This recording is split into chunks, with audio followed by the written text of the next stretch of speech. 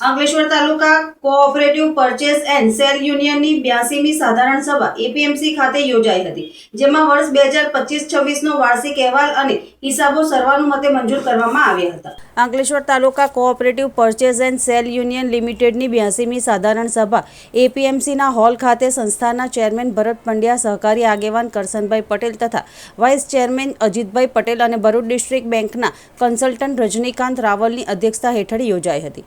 આ સાધારણ સભામાં એજન્ડાના તમામ કામોને સભાસદો દ્વારા સર્વાનુમતે મંજૂર કરવામાં આવ્યા હતા. ત્યારબાદ વર્ષ 2025-26નો વાર્ષિક અહેવાલ અને હિસાબો રજૂ કરાયા હતા.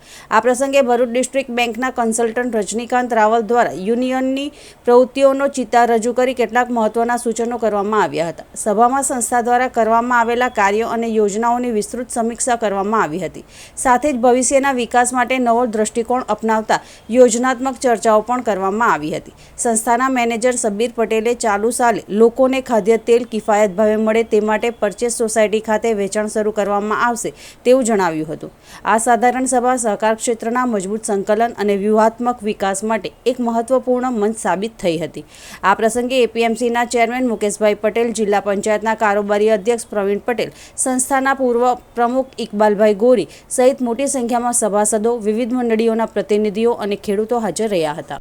અંકલેશ્વર તાલુકા સંઘની આજે સાધારણ સભાથી એમાં નફો અને નુકસાન દરેક વસ્તુની ચર્ચા થઈ અને સભાસદો મિત્રો હાજર રહ્યા એટલા એમનો આભાર માનું છું. Ankleshwar taluka cooperative purchase and cell યુનિયનના સાધારણ સભા જે યોજાઈ હતી એમાં સહકારી આગેવાનો, ખેડૂત મિત્રો તેમજ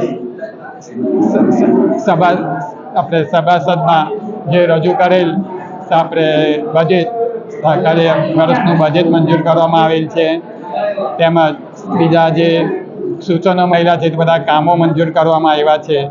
ને આગળ અમે જે કંઈક આપણે સંસ્થાને આપણે જે સૂચનો મળશે તમે કરવા બંધાયેલા છે ને એમાં ખેડૂતોનો અમે સહકાર માગીએ છીએ. જે કંઈ અમે કામ કરીએ એમાં ખેડૂતોનો બી અમને સહકાર મળે ને આગળ અમે સંસ્થાને આગળ વધારીએ એ મારી